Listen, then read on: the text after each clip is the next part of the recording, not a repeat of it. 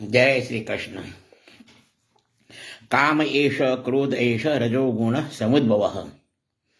ગીતામાં કહ્યું છે કામ અને ક્રોધ રજોગુણથી ઉત્પન્ન થાય છે. હવે આપણે સાપ અને નોળિયાને ઝઘડતા જોઈએ તો થોડીક વાર પછી નોળિયો છે ને વાડમાં જતું રહેશે અને ત્યાં જઈ અને અમુક વસ્તુ એ ખાઈ અને પાછો આવશે. એટલે નોળિયાને સાપના અનેક ડંખ લાગે અને જ્યારે એના ઉપર ઝેર ચડી જાય તે વાડમાં જઈ અને અમૃતરૂપી જે વનસ્પતિ હોય એનું પાન કરીને પાછું આવે છે અને એ ફરી લાઈવ થઈ જાય છે.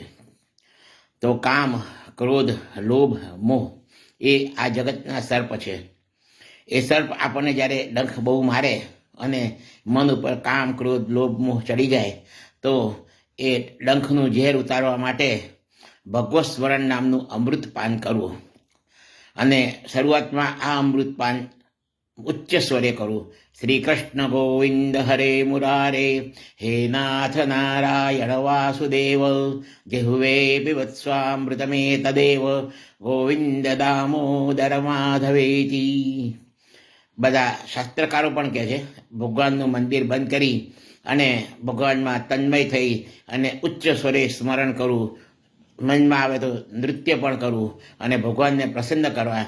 આ ભગવાનના નામનું અમૃત જ્યારે તમારા ઉપર ચડશે ત્યારે જગતના કામ, ક્રોધ, લોભ, મોહ રૂપી જે સર્પના ડંખ છે એ ડંખ ઉતરી જશે, ડંખનું ઝેર ઉતરી જશે અને સત્વગુણ જાગૃત થશે. જય શ્રી કૃષ્ણ.